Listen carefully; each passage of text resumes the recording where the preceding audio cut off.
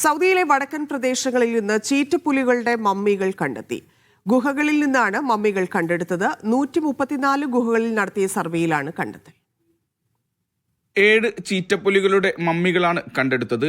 സൗദിയിലെ വടക്കൻ പ്രദേശങ്ങളിലെ 134 ഗുഹകളിൽ നടത്തിയ സർവേയിലാണ് കണ്ടെത്തൽ.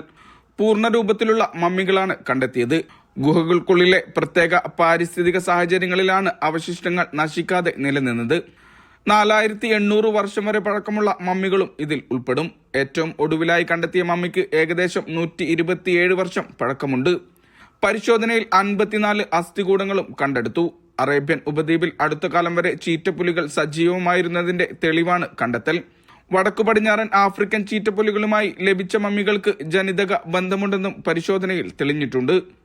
Vishal Cherpulassery, media 1, Riyadh.